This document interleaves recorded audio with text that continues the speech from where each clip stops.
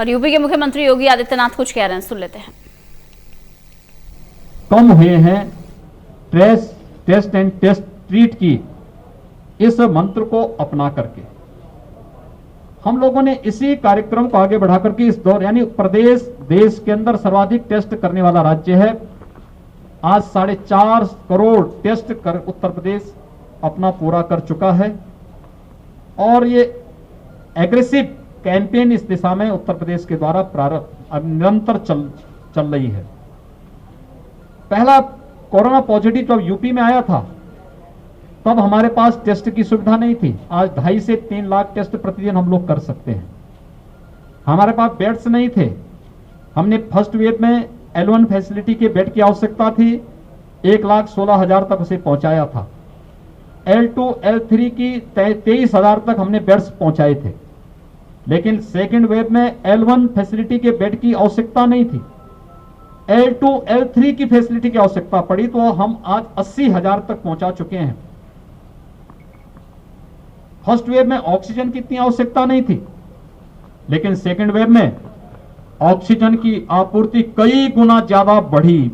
लोगों ने डिमांड की ऑक्सीजन की, जिससे पहली बार देश के अंदर ऑक्सीजन एक्सप्रेस भारत सरकार के सहयोग से चले। एयरफोर्स के जहाजों के माध्यम से ऑक्सीजन के टैंकर भेजे जाते थे, वहां से ट्रेन के माध्यम से मंगाए जाते थे। और आज हम लोगों ने हर जनपद में सरप्लस ऑक्सीजन तक उपलब्ध कराने में इस दौरान हम लोग सफल रहे हैं। लेकिन फ्यूचर की आवश्यकता को ध्यान में रखकर ऑक्सीजन आत्मनिर्भरता की दिशा से अकेले मेरठ मंडल के अंदर 35 नए ऑक्सीजन प्लांट लगाने की कार्रवाई वर्तमान में चल रही है, और जिसमें अकेले मेरठ जनपद में 10 ऑक्सीजन प्लांट वर्तमान में जिन पर या तो कार्य प्रारंभ हो चुका है या जिन पे कार्य होने जा रहा है, जिससे आने वाले समय में यहाँ के मेडिकल कॉलेजेज, हॉस्पिटल और CSCs में ज्यादातर को हम लोग ऑक्सीजन की दिशा से आत्मनिर्भर कर सकेंगे और बाहर से ऑक्सीजन लाने की आवश्यकता नहीं पड़ेगी। तो ऑक्सीजन कंसंट्रेटर भी हर एक जनपद को इस दौरान उपलब्ध कराए गए हैं।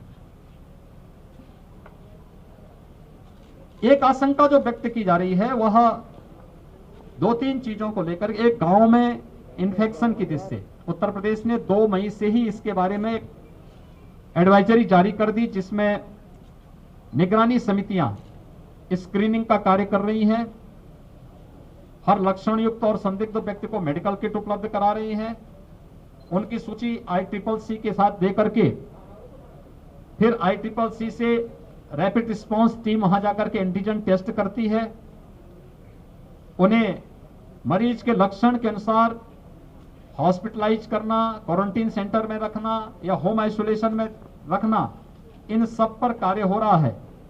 और एक एग्रेसिव कैंपेन वर्तमान में पूरे प्रदेश के अंदर 97,000 राजस्व गांवों की दिशा से लेकर के राज्य सरकार ने लिया है, और यह अभियान हमारी 60,000 से अधिक जो निगरानी समितियां बनाई हैं, जिसमें 8 से लेकर के 10 सदस्य निगरानी समिति में हैं और 12,000 नगरीय क्षेत्रों में ये निगरानी समितियां वर्तमान में कार्य कर रही हैं।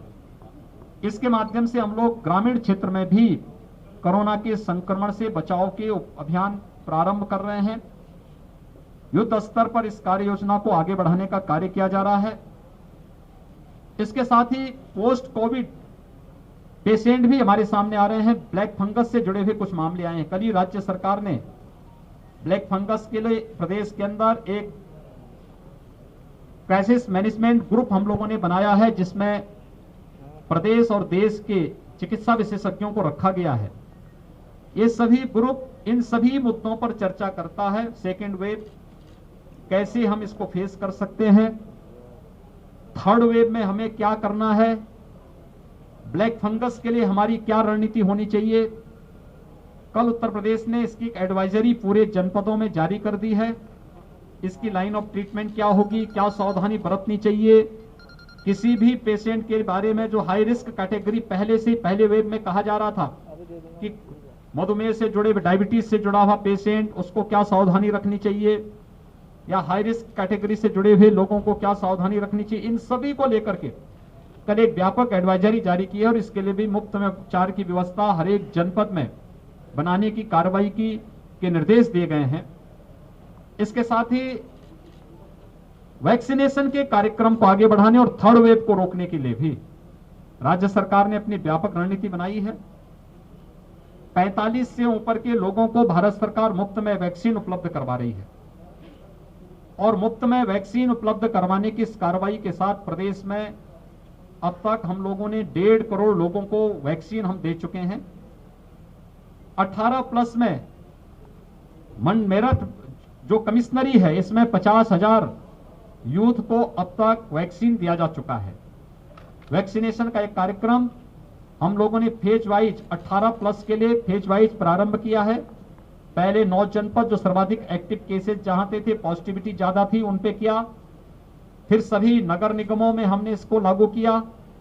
अब सभी नगर निगमों के साथ ही हर कमिश्नरी मुख्यालय पर भी हम लोग कल से 23 जनपदों में